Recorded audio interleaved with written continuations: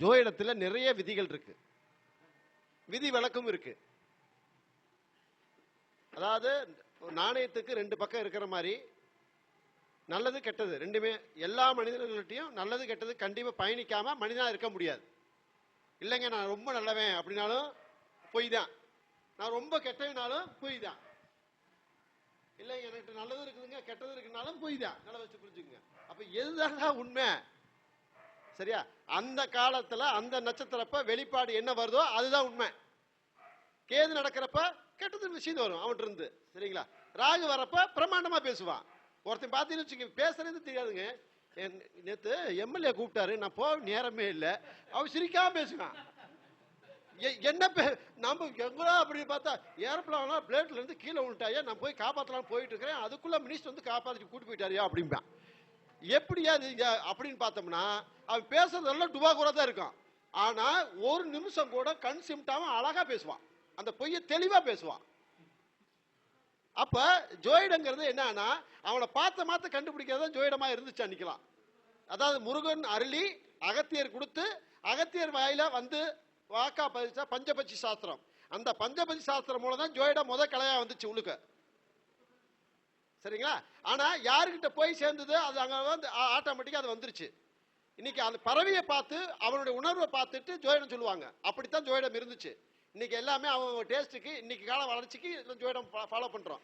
இப்ப நான் ஒரு விஷயத்த நீங்க வந்தவங்களுக்கு தெரியணுங்கிறதுக்காக நான் என்னால முடிஞ்ச உதவியை பண்ணணும்னு நினைக்கிறேன். பஞ்சாங்கம்னு ஒன்று இருக்கு. சரிங்களா? அதுல பொருத்தங்கள் பார்த்து நிறைய பேர் ஏமாந்து போறதும் இருக்கு. சரிங்களா? என்ன ஏமாந்து இருக்கு அப்படின்னா ஒரு நட்சத்திரத்துக்கு ஒரு காரத்துவத்தை நீ வேற மாதிரி படிச்சிருப்பா, அவரு வேற மாதிரி படிச்சிருப்பாரு. ஒவ்வொருத்தரும் அப்ளை பண்றாங்க. கடைசியில முடிவு வந்தா தோல்வியில வந்து முடியுது. ஒருத்தருக்கு நல்லதா இருக்குது, ஒருத்தருக்கு கெட்டதா இருக்கு. ஒரு ஒரு நிலையான பதில் இல்லை. ஒரு சோசியட்ட போனா இவர் இதுக்கு பொருத்தம் இருக்குங்கிறாரு, இன்னொரு சோசியர் பொருத்தம் இல்லைங்கிறார். ஆனா அவர் சொல்றதும் ரைட் தான், இவர் சொல்றதும் ரைட் தான். அப்ப இடையில முடிவு யாருக்கு கிடைக்குது?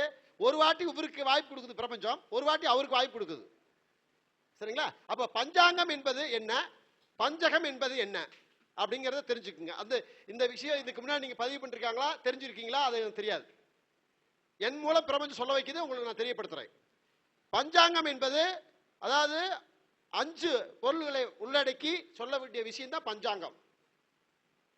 பஞ்சகம் என்பது 4 விஷயங்களை உள்ளடக்கி 5வது பொருளை சொல்லக்கூடியது பஞ்சகம். நல்லா புரிஞ்சுங்க. இப்ப பஞ்சக தோஷம்னு ஒரு தோஷம் இருக்கு.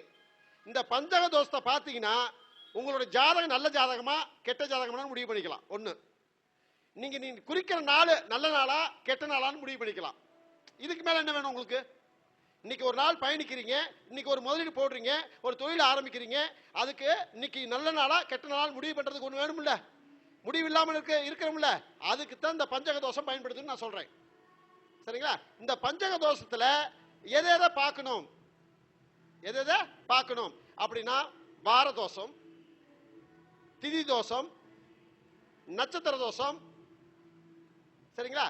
அப்போ அந்த அதாவது இது இது இது பூரா கூட்டி 9ஆல வகுத்து 3, 5, 7 9 3, 5, 7 9 வந்துருச்சுன்னா ஆட்டோமேட்டிக்கா அது என்னது? அருமையான பலன் அர்த்தம்.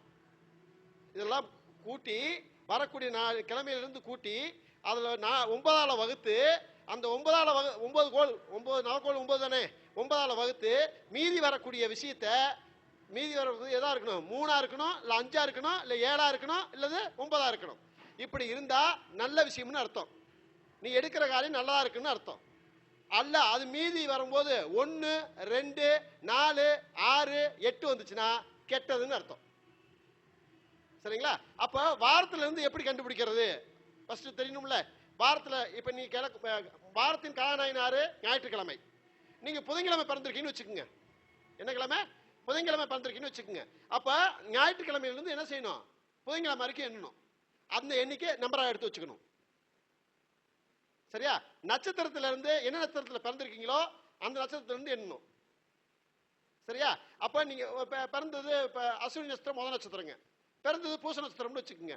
நான் பூசம், அது பூச நட்சத்திரம். அப்ப 1வது அஸ்வினியில இருந்து பூச நட்சத்திரம் வரைக்கும் எத்தனாவது நட்சத்திரம்?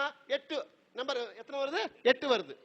சரியா? இப்படி ஒவ்வொரு விஷயத்துக்கு 4 விஷயத்துக்கு போட்டு கூட்டி 9ஆல வகுத்து மீதி 3 5 9 வந்தா நல்லதுன்னு அர்த்தம். 1 2 4 6 8 வந்தா கெட்டதுன்னு அர்த்தம். 1 வந்தா மரணம். 1 வந்தா என்னது? மரணம். மரணத்துக்கான தண்டனையை அடைய போறான்னு அர்த்தம் அந்த விஷயத்தின் மூலம். இப்ப இதுல வந்து 2 சொன்னேன். என்ன சொன்னேன்? கிழமை சொன்னேன், நட்சத்திரம் சொன்னேன், அப்புறம் திதி. என்ன திதி பிறந்திருக்கான்னு பார்க்கணும். முதல் திதி என்ன? பிரதமை. பிரதமை திதியிலிருந்து ஒருவேளை அஷ்டமி திதியில பிறந்திருக்கான்னு வச்சுக்கோங்க. அஷ்டமி திதி வரைக்கும் என்ன எத்தனை நம்பர் வருது? 8 வருது. 8 வருதா? அப்ப முதல்ல என்ன வந்து கிழமை எத்தனை வந்து சொன்னேன்? ஞாயிற்றுக்கிழமை இருந்து புதன் வந்தா 4 தானே? 4. அதே மாதிரி திதியில இருந்து எண்ணும் போது 8, நட்சத்திரத்திலிருந்து எண்ணும் போது 8. சரியா? 8 8 16, 16 4 20. லக்கணம் என்ன லக்கணம் போடுங்க. உங்க லக்கணம் நீங்க பிறந்த அப்ப ஒரு முகூர்த்தம் குறிக்கிறீன்னு வச்சுக்கோங்க. 10 மணிக்கு முகூர்த்தம் குறிக்கிறீன்னு வச்சுக்கோங்க. அந்த காரியம் நடத்துறதுக்காக குறிக்கிறீங்க. அந்த 10 மணிக்கு குறிக்கும் போது லக்கணம் எந்த வீட்டுல உட்கார்ந்துருக்குதோ அந்த வீட்டுல லக்கணத்தை போடுங்க. அப்ப எங்க உட்காரும்? மிதுனத்துல உட்காருதுன்னு வச்சுக்கோங்க. இப்ப நம்ம என்ன செய்யறோம்? மேச லக்கணம் தான் ஆரம்ப லக்கணம். எப்பவுமே காலபுருஷ லக்கணம் என்னதுங்க? மேசம். அப்ப அந்த லக்கணத்துல இருந்து மிதுன வரைக்கும் என்னீங்கன்னா எத்தனை வரும்? 3 வருமா? எத்தனை வரும்? 3 வருமா? அப்ப 3 கூட்டுங்க. அதுல 23ங்க. முதல்ல எவ்வளவு வந்துச்சு? 20 வந்துச்சுல. இதுல 3 கூட்டிங்க. 23. என்னங்க? இல்ல இதெல்லாம் கூட்டி 9ஆல வகுக்கணும். 9ஆல வகுத்தீங்கன்னா எவ்வளவு வருதுன்னு பாருங்க. அப்ப இது 9ஆல வகுத்தா 93 27. அப்ப 3 வருதா? ஓரம் 20 18. அப்ப 18 தான் அதுல இருக்குது. மீதி என்ன இருக்கு? மீதி எவ்வளவு இருக்கு? 23னா 5 இருக்குது. சரிங்களா? 5 வந்திருக்குது. அப்போ அருமையான முகூர்த்தம்னு அர்த்தம். நல்லா வச்சு புரிஞ்சுக்கு. அந்த முகூர்த்தம் என்னது? அருமையான முகூர்த்தம். நீ குறிச்ச முகூர்த்தம் வந்து அருமையான முகூர்த்தம் அப்படின்னு அர்த்தம். இதவே உங்க ஜாதகத்தை நல்ல ஜாதகமா கெட்ட ஜாதகமா அப்படின்னு நீங்களே முடிவு பண்ணிக்கலாம். உங்க இப்ப நீங்க ஒரு கிழமையில பிறந்திருப்பீங்களே, அப்ப அந்த கிழமையில பிறந்த கிழமைய இது மாதிரி வச்சுக்கோங்க. அதே மாதிரி இது திதியை அதே மாதிரி எடுத்துக்கங்க. நீங்க பிறந்த திதியில இருந்து பிரதமையில இருந்து எண்ணிக்கிங்க. சரியா? லக்கணத்துல இருந்து அந்த மேச லக்கணத்துல இருந்து எண்ணிக்கிங்க.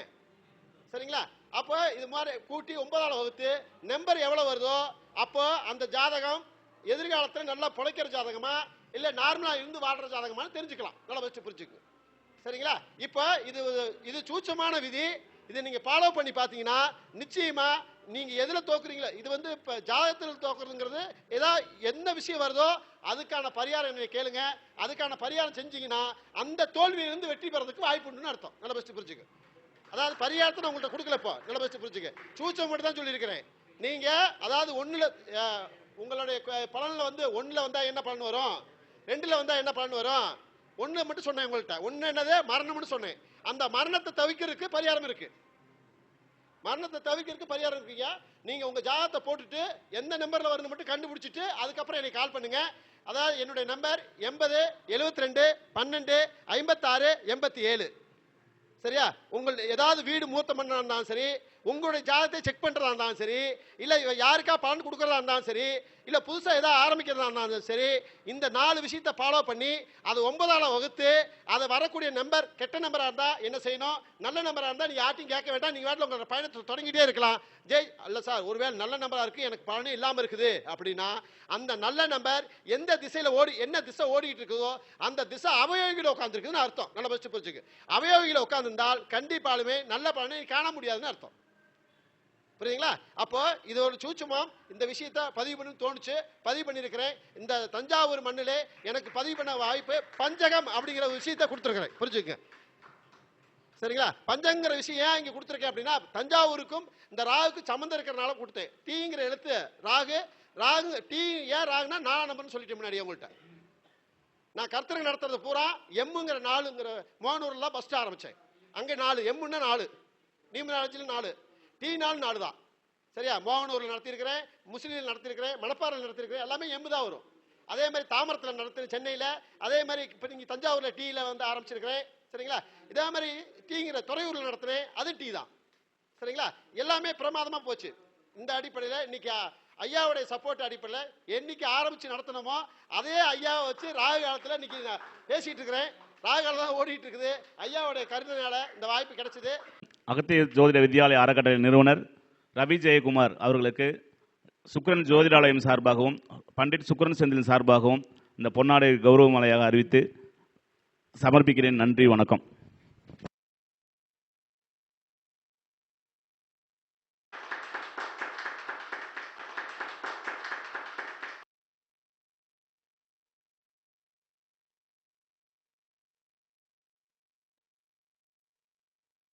ஒரே ஒரு நிமிஷத்தை இங்கே வந்து எதுக்கு சொல்கிறேன் அப்படின்னா, இது என்னோட பழக்கங்கய்யா. நான் எந்த மீட்டிங் போனாலும் விழா நடத்துகிறவங்களுக்கு கௌரவிச்சிருவேன். இது என்னன்னா, நீங்கள் அவங்க உங்களை கௌரவிக்கிறாங்கல்ல, இப்போ விழா நடத்துகிறவங்களை நீங்கள் கௌரவிக்கணுமா இல்லையா? அது மாதிரி தான் இது. ஒரு வீட்டுக்கு போயிட்டு சாப்பிட்டு வரீங்க, மொய் வச்சுக்கிறீங்க. நீ அவங்க சாப்பாடு போட்டதுக்காக மொய் வைக்கிறீங்க. அது ₹1 இருந்தாலும் சரி, ₹100 இருந்தாலும் சரி, ₹1,00,000 இருந்தாலும் சரி, அது பிரபஞ்சம். அதேமாதிரி இதோட தாழ்மையான கருத்தை அந்த இடத்துல பதிவு செய்கிறேன். அந்த விழா நடத்துகிறவங்களுக்கு நீங்கள் உங்களால் முடிஞ்சதை புத்தகமோ உங்களால் என்ன முடியுமோ அதை போய் அவங்களுக்கு கௌரவிங்க. நீங்கள் உங்களுக்கு கௌரவம் கிடைச்சிக்கிட்டே இருக்குன்னு சொல்லி வாய்ப்புக்கு நன்றி கூறி விடைபெறுகிறேன்.